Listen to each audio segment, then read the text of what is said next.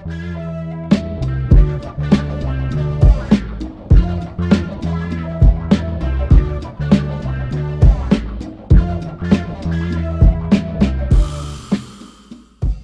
morning, good afternoon, good evening. I'm Nicole BZ, and you know everything.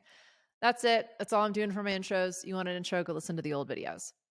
Today, we're going to talk about productivity. I wonder why I'm like pushing through the content already. And as someone who has been going through a very hard personal experience, I'm currently grieving the loss of a loved one. I've been noticing my unwillingness to be unproductive, or the like mindless ruminating and stressing and worrying and catastrophizing that's occurring, as I am also very consciously giving myself space to heal and grieve. And if you've been through grief, you know it's kind of like a tidal wave. It crashes over you at the most unexpected times. And there's just not a lot you can do when it hits you, right? So it had me thinking and really wondering, why am I obsessed with productivity? I've known this moment was coming. I've created space. I've built out businesses and structures and support so that I can take time. I also know beyond a shadow of a doubt that if energetically I'm not in it, I can't win it. Like there's no point in doing something when I'm feeling at half mast, right? And yet, as someone who preaches this, as someone who teaches this, as someone who guides people through this, I find myself continually going back to, well, I didn't do enough today. I didn't get enough done. Even if I got everything on my priority list, which is only usually a handful of things, right? Like 2 or 3 done, and I'm able to kind of get the bare minimum over the line, why am I still beating myself up? Why am I still continually going back to my to-do list or the projects list or my project management software and going, well, far out, there are so many unticked items. We have put an emphasis on productivity for a lot of reasons. And so that's what I'm going to talk to you about today. I'm going to firstly just talk about like, what is productivity? And I think the definition might surprise you, not because you don't know what productivity is, but because of the who set the metric and why. Then I'm going to talk a little bit about how productivity can show up. The fact that it's essentially an addiction. And just like in a 12-step process, there are definitely things you can do to break that pattern. But you are a very unique individual. You were watching this for your very specific purposes. And so the whole reason I create all of this is to enable you to discover what works best for you, because it's not what's going to work best for me. It's not going to work best. It's not the magic system or the silver bullet that somebody's selling you that they guarantee works 100% of the time, or your money back and just put it all on your credit card because it's a ridiculous amount of money for success and yada, yada, yada, right? So stick around through the end, because that is when I am going to give you some resonant takeaways. I promise you something will land. You get to be the judge of that. You get to feel what I say. It's a vibration. The words and sounds are vibrations, right? And some of it's going to land, some of it's just going to go right past you. The stuff that goes past you, leave it. The stuff that lands, there might be something in it for you. So with that, let's get into what is productivity. It is defined simply as an economic measure of output per unit of input. If that doesn't ring alarm bells for you, my friend, let's dig a little deeper. Because firstly, it's an economic measure, okay? So it is purely based on the value exchange, the effort input versus reward output. Secondly, and I'm repeating myself here, it is an economic measure. Therefore, it comes from outside of yourself. It has never really been up to you what productivity looks like or what is deemed as successful. And the reason it was created was to simply measure, are you of value to the organization, the corporation, the man, the system? The business dictionary describes it as the degree to which objectives are achieved and the extent to which targeted problems are solved. Effectiveness means doing the right thing. I prefer that definition, and no surprise, it's from the business dictionary, because that starts to really measure how it influences yourself. The degree to which targeted problems are solved. I like that. you know me, I don't think there are problems or challenges. There are only opportunities. There's a couple of YouTube videos ago where I think I said opportunities like 18 different times. If you count that up and get back to me, I will send you a fun reward. So, the productivity paradox, which I thought was a super fun name to this particular podcast, is actually a thing. I have my own definition of productivity paradox, which I'll share at the end. But the productivity paradox is also known as the Solau paradox, and it is a phenomenon where, despite significant investments in information technology, there has not been a corresponding increase in productivity growth. So I'm sure you've heard that old adage, like, some brilliant person, much more well known than I, said that with the advance of computers and technology, the biggest challenge humans will have is what to do with all of their free time. And the opposite has occurred. The paradox is that despite the fact we have endless, and I mean, with the introduction of AI, this is like exponentially expanding, but we have so much access to information. We have so much access to speed and power and 24/7 global cycles, but yet we are busier than we've ever been. To become wealthier, a country needs strong growth and productivity. And higher productivity means the expectation of rising wages and abundant job opportunities. But we all know the paradox in that, don't we, my friends? We've been expected to work 1,000 times harder, but we're not exactly getting paid 1,000 times more, nor are things becoming 1,000 times more affordable. And that's definitely not across the board. There are certain commodities and certain products that have become wildly available. There has definitely been wage increases.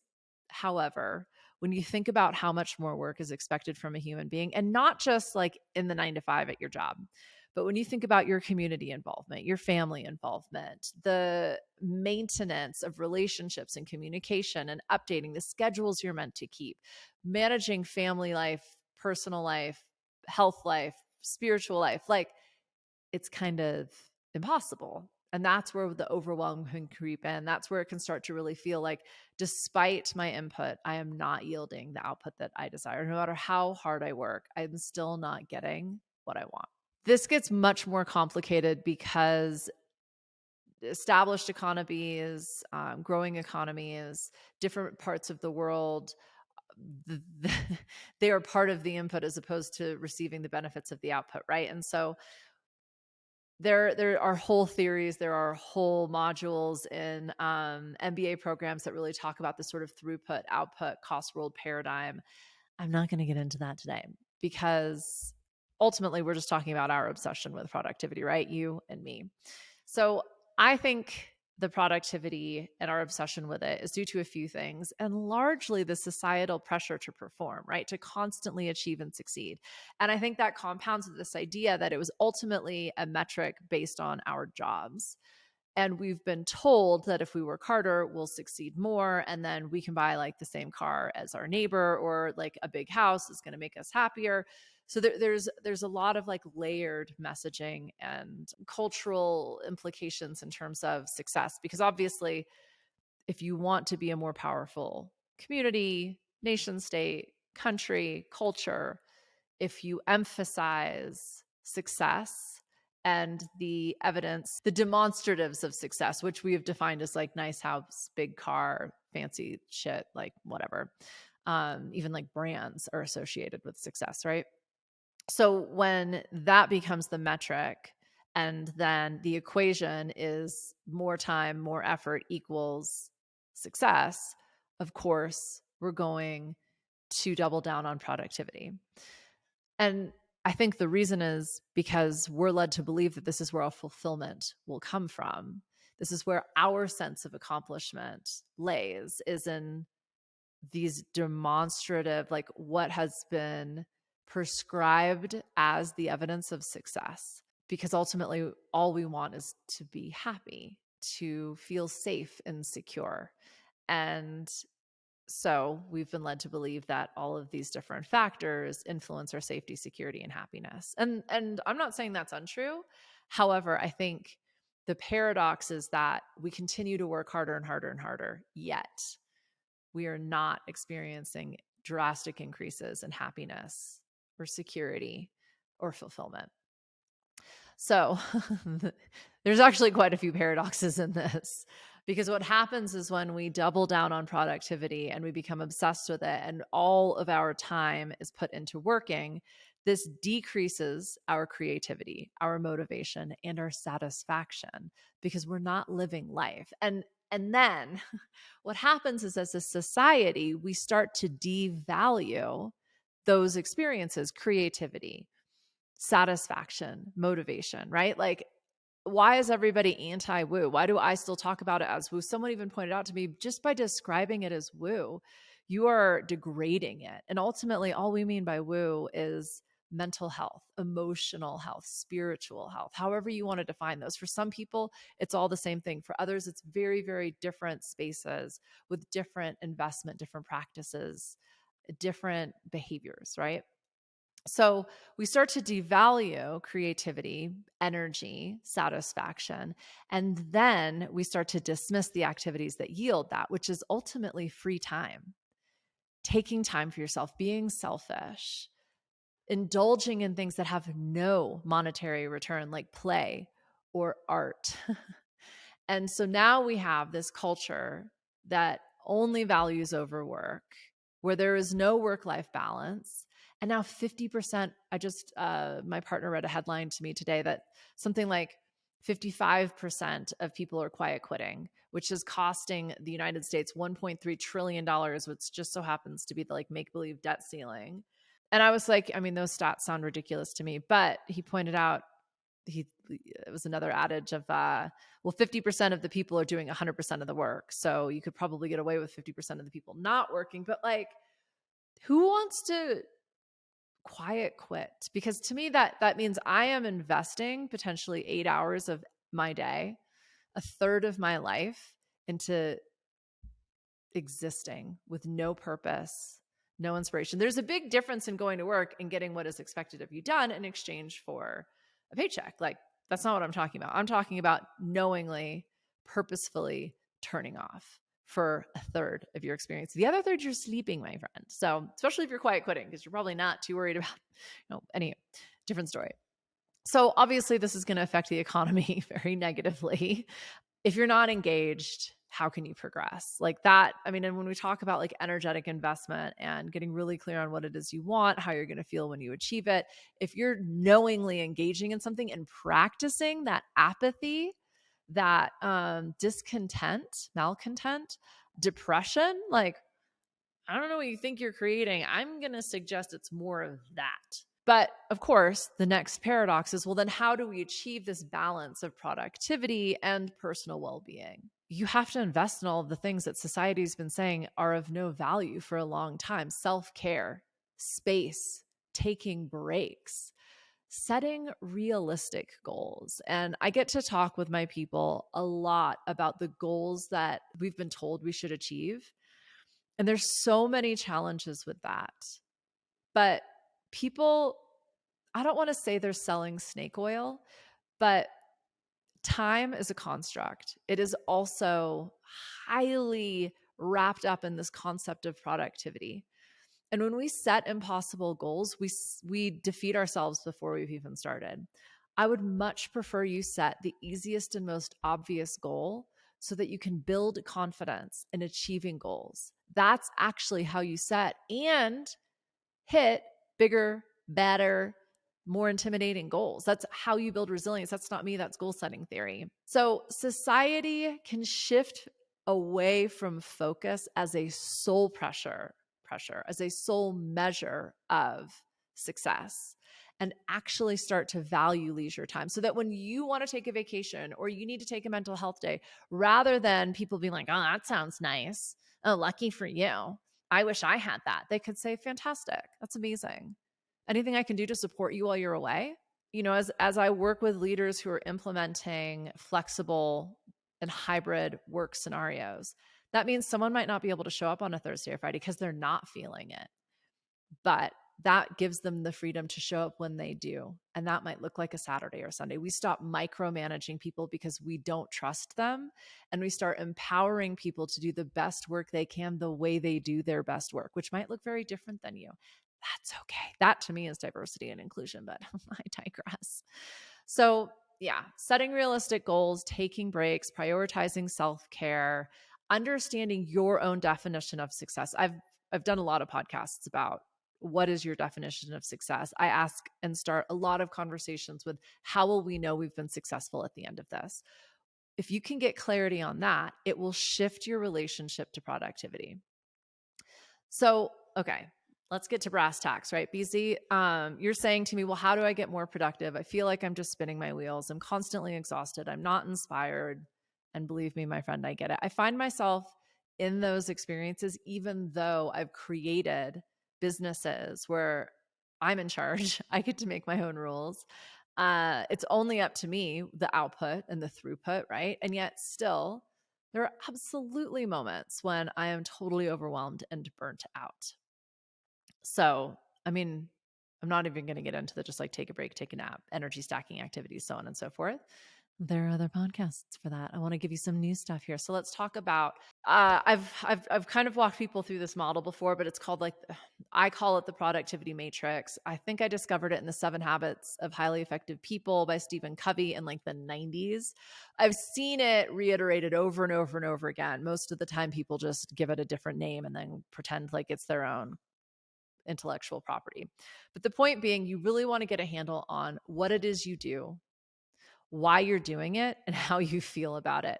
So it can be as simple as just a to-do list with a need versus want. Like, is this truly moving the needle? Do I have to get this done? Or a want, like this is a project I'm putting on the long-term list, or I like to call it the squirrel cage. Then I'll just go through and go plus or minus. Plus, does this light me up? Minus, does this drain my energy? Now, if it's a minus need, it's got to get done. So then how do we figure that out? If it's a plus want, that's something that's really fun, really rewarding, not necessarily that important. Doesn't mean we're not going to focus on it, but maybe it goes into more of like a leisure oriented activity. So that's one way of looking at it. The productivity matrix is very, very similar in the sense of, is this urgent? Does this have to happen? Can someone else do this? Or is this only for me? And then you kind of move activities into that matrix. This is in the anti-business school in the Time Master modules. So if you want, you can check that out. That program is available. I go through different timeframes in terms of launching it, taking it offline.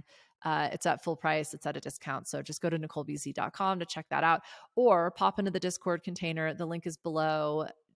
At me. I'll get back to you. I'm happy to actually share resources in there. So that's a free way to access it. Anywho, getting really clear on like, what is your, you've heard this a million times, zone of genius. And that's not just like, what are you amazing at, but also like, what are you really good at? I might even argue that that is your zone of genius. The things that feel almost effortless for you. Where do you shine? When you can really focus most of your activities on that. I'm going to do another podcast on the 80-20 principle, where 20% of your input yields 80% of your output. If 20% of the time, that's not a lot. That's 1/5 of your time. That's not even 2 hours. It's an hour and a half out of your day. You're focusing on those activities that only you can do and or you are truly amazing at. It will change everything in terms of your results. It'll change the way you feel, which will then change the way you act, which will then change what you can achieve. And you don't have to do anything differently. It's just really shifting, like, where am I investing myself most into? Something I've been thinking a lot about is also what happens upriver.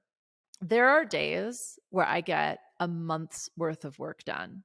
Why? Those days typically follow a break where I have given myself time to be outside, to move my body, to sleep, to read, to do all of the things, my energy stacking activities. I connect with my friends. I go out with my partner. We explore something new. I chill with my dog. Like when I get the space to do that, and not when I give myself, when I carve out that time, when I hold up those boundaries, What happens after that is usually enough work that I don't have to even think about how productive can I be. What happens upriver for you is going to be a little different. And I say what happens upriver because we talk about flow a lot, right? What are the things that you do that allow you down the river to flow? We can think about those like energy stacking activities. I think of energy stacking activities more as the things I need to do to shift my energy in the moment. When I am conscious that I feel like overwhelmed and burnt out and uncreative, and I'm about to go in a meeting to discuss our Q3 plans. That is an energy dissonance. That's not going to work. So that's when I employ energy stacking activities, is so that I can move myself up the energetic ladder. Don't know what I'm talking about? Listen to the series on energy leadership, or everything I've said ever. Okay. So with that, really start to notice what happens upriver, what sets you up for success. Andrew Huberman is someone who I've been like obsessing over recently. And he talks a lot about this, wake up at the same time every day, go to sleep at the same time every day, get X amount of hours that support you, go look at the sun, not directly, but early in the morning, get those like photons into the back of your eyeballs, move your body. I think it's like 30 grams of protein within 30 minutes of waking up, or like the intermittent fasting, but like, and then do, the hard things first, whatever that looks like for you, whether it's your number one priority or the things that you avoid most in your day. If in the first few hours of your potentially 16-hour day, if you can knock those items out, like, you will be in flow. And so that's looking at your day as a down the river, but like you can think about it like your week, your month, your quarter, however you want. What happens upriver? And then I guess, I oscillate. I'm a big picture thinker. So this is going to be an anecdote for how I set myself up for success. I have a running list of short-term items. Those are not necessarily things that are super important. I got a lot of this from Getting Things Done, I want to say by David Allen.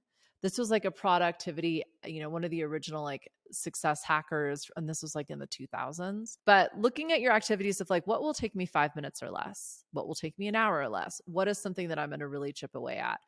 I don't really procrastinate. That energy makes me super fucking uncomfortable. I have to like chip away at things, but I don't have a lot of attention for things that I don't want to do. So I've learned how to kind of juggle my activities in my day so that I've got a list of like very present short-term activities that need to be completed probably by the end of the week. Then I have like medium activities. These are some of the things that probably take an hour to two that need to be completed before the end of the month. And then I have my big long-term things, and I actually chip away at those. And so I will check in with myself and go, what do I really feel like doing? I'm really avoiding that. Let's trick myself into doing it. You get a coffee at the end of it, whatever it is. Like, and I kind of move through my day oscillating between short-term, medium-term, and long-term projects. That allows me, because productivity, and as much as I don't want productivity to be a success measure, I do want to feel like I achieved something today. Now, sometimes that means I only did one thing. And in the last few months, sometimes that was like sitting on the couch back here, watching the snowfall and crying so that I could get that grief through my system. And it's gone from 8 hours to like random 10-minute spurts, right? And not that that means I've been successful with that. But what I am trying to say is sometimes the most productive thing you can be is like unproductive. But when you're consciously choosing that, when that's actually part of your plan, you will achieve that feeling of success and fulfillment and motivation and happiness, which is ultimately why we are pushing ourselves to be as productive as we possibly can. So, what is all of this to say? You get to choose your thoughts. Your thoughts are not facts. Your feelings are simply your energetic read on the situation. So if you're telling yourself you're a fucking loser and you feel like a fucking loser, that's really powerful information. You get to choose if you believe that or not. You get to choose if you answer one more email. You get to choose if you do one more episode or write one more blog. You get to choose if you take that last minute meeting or that last minute call at the end of the day. You get to choose if you say yes to the project management thing or the request to be on the committee. You get to choose. And if it doesn't feel like that, That's what I would qualify as level 1, 2. There are always multiple choices. You're stuck in the binary. Just take a beat. Whatever that looks like for you. It's not for me to tell you what to do or how to do it. All I'm trying to do is give you some context to understand what's happening and why. At level 1, 2, we're feeling helpless and like we want some control. So give yourself that. It cannot happen externally. So you choose the thoughts, the feelings, and you work in a very unique way. The way you set yourself up for success, the activities that turn you on and light you up that feel really easy, your zone of genius, the reason you're creating potential urgency or you feel like you have to, all of that is incredibly uniquely special for you. And so when you understand how you work best, you might not be a morning person. I was never a morning person. But you know what else? I'm not a work late person. So what I've realized is when I give myself the space to wake up, I call it snooze or cruise. My day is fucking cruisy. And ultimately that's my definition of success. Was this easy or not? That's me. I've only learned that by experimenting and testing and hypothesizing and implementing and seeing how I feel and so on and so forth. Accept you for who you are. If you hate bookkeeping, I just got off the phone with a client who for the last 4 years we've been working with each other, she's never on top of her invoices. Hire a fucking bookkeeper. And why then create a system where it's continually putting you into a position you don't want to be in? Maybe there's some martyrdom in there. Maybe there is some sense of need and purpose in there. We'll figure that out. We continually workshop it, right? I talk a lot about creating your dream reality. You are the star of that show. And so if you're creating a scenario that doesn't honor who you are and how you work, the good and the bad, the dark and the light, the embarrassing and the show stopping, why would you want to be in that movie? So I completely believe we can have everything we want, but not all at this exact moment, because I can't be on the island drinking the giant oversized margarita whilst also skiing Steamboat and having a team meeting with this amazing supportive group that intuitively know what needs to happen next, where we're creating life-changing products and services, and also hanging out with my best friend while traveling through you get what I'm saying, right? I have a lot of wants and dreams. I want multiple properties. I want to create self-sustaining living situations for people that are on a blockchain network, that are able there's so much that I want, and I couldn't possibly be doing any of that all at the exact same time. That's not the point. I want to be able to enjoy every single one of those things, and I can really only do one of those things at the time, right? We can only do one thing at a time. We can only really truly be present for one thing at a time. So it's funny, my tattooist used to joke and tell me that my ideas for tats were like an acid trip, super fucking cool, but also not for one design. And now I have lots of tattoos. That's kind of what I'm saying. If you dream it, if you want it, you can have it. And so then start with how you work best. Who are you in this moment? How can you honor that, grow that, evolve it, expand it? Once you figure that process out, you can double down. You can rinse, wash, repeat. I like to think of it as the franchise mentality, because you will, as your game gets bigger and bigger, as your game board gets bigger, as your bets get bigger, it demands more of you. And if the metric is more now again, it's a fun book by Elizabeth Wurtzel, but if you're just constantly working, when will you ever have the opportunity to enjoy everything you created, let alone the space to dream into the dream after the dream?